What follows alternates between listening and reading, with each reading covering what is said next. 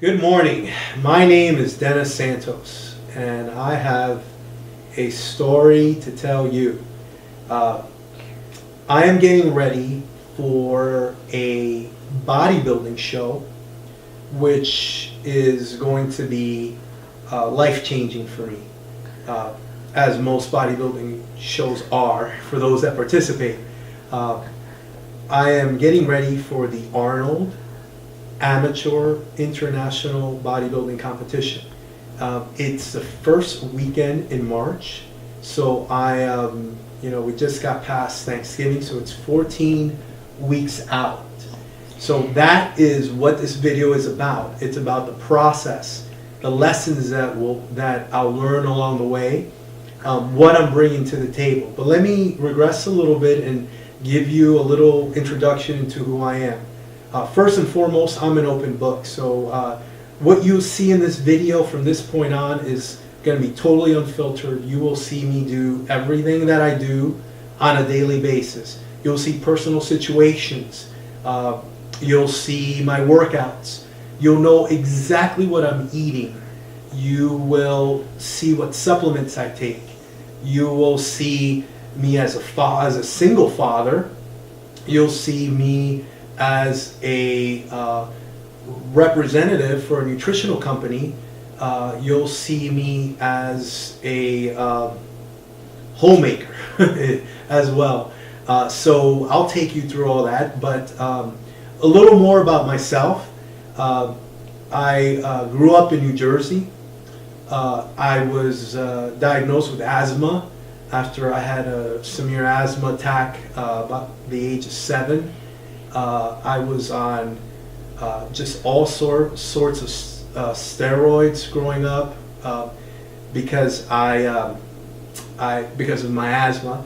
I was discouraged to exercise. I couldn't run. I couldn't play sports. If my mom found out about that, I would be in big trouble because they didn't want me to have an asthma attack. After all, it was costing them a lot of money to have me under medical care for my asthma. So, being from a Latin family, you eat and you eat and eat and eat. And when people get together, that's what they do. They eat. And I never had junk food at home. I thank my parents for that. But my mom always made good food, and I loved food. I loved food. I didn't grow up with special cereal at home. We had cornflakes. If I got lucky, I'd trick my mom into getting the sugar frosted flakes. But other than that, we had no soda at home. It was water and milk. So that's what I grew up like.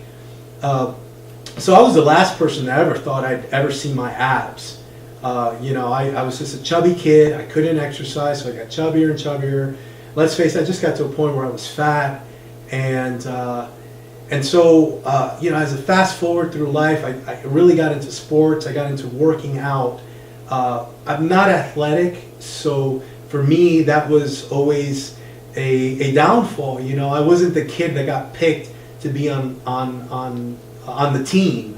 So so the gym was a natural alternative for me that I can really go all out. I mean, I had plenty of heart. I just didn't have the skills. So when I started lifting weights, I found my niche, and I lifted weights for a long time. I just loved the way it felt.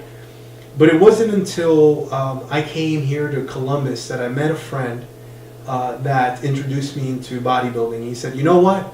You should compete. You should compete sometime." So I thought, hey, what do I have to lose? I mean, he's competed. Why? I mean, I guess he knows better than I do. So back in 2002, I started to get ready for my first show. And let me tell you, I did everything you could possibly do wrong. I did end up competing. I didn't do really well. So this went on for a couple of years, till finally, who was then my ex-fiance or my fiance tells me, "You know what? We went to a bodybuilding show. I didn't do well, but that wasn't uncommon for me. We were getting ready to leave the hotel we stayed at that night, and the night before the show, and she says to me, "You know what? I'm tired of you working so hard and not having anything to show for it." So instantly, my ego just dropped. And, that really hit me hard. Here's someone that, is usually kind with her words, telling me pretty much that I suck as a bodybuilder. So I promised myself, and here's where the journey begins, that the next time I would step on stage, I would do well and I would be competitive. So I fast forward a couple of years, I started to focus more and more on nutrition. I learned more about what I was doing and what I wasn't doing. And the next time that I stepped on stage, I won my class as a novice, and I actually placed. I got third in the heavyweights. That was monumental for me. At the time, who was then my fiance was now my wife, and we were expecting our first child. So it was one of those things that I came full circle.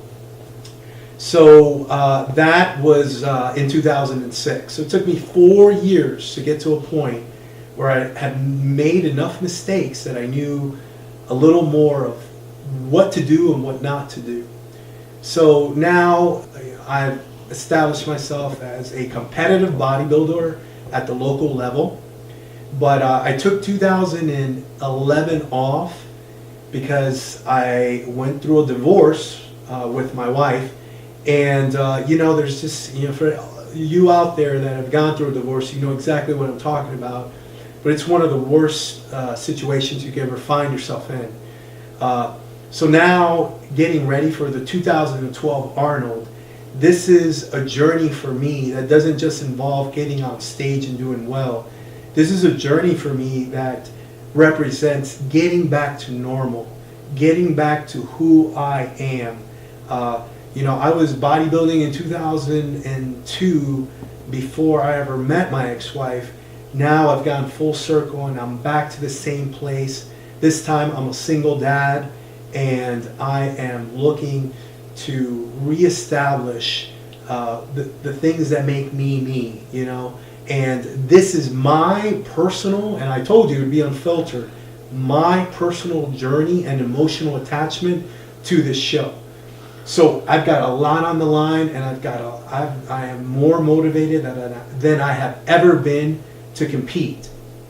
Now, through this journey, there are going to be a lot of things you can associate with.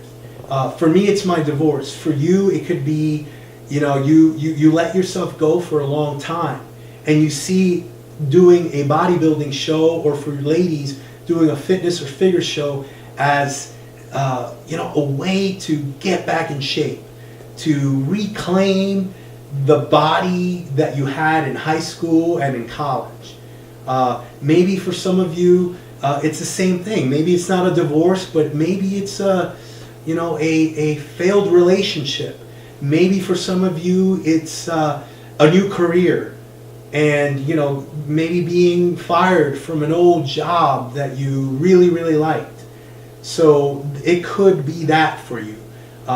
It could be something like getting back to, because of an injury, maybe you can't compete. You're a very athletic person, but this is a way of getting back to some type of competitive mode that you can't have any other way. Whatever your story is, my story will have some similarities. There will be congruencies.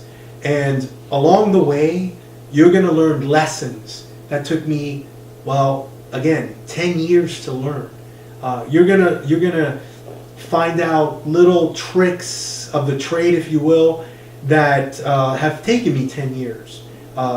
There's the stuff you're gonna learn in this video about diet, about exercises, about contest prep, about food preparation, about getting on stage, are things you're not gonna read in a magazine. You're not gonna read in a book. Like I said, it will be totally unfiltered. I've got 14 weeks to achieve this goal of being my best, which doesn't necessarily mean to place, but it does mean to reach number one in my history of competing. So welcome aboard.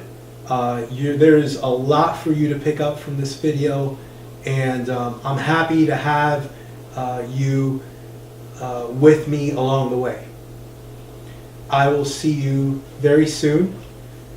I'm starting, by the way, at 245 pounds. So, little side note on that. Let's start this journey together.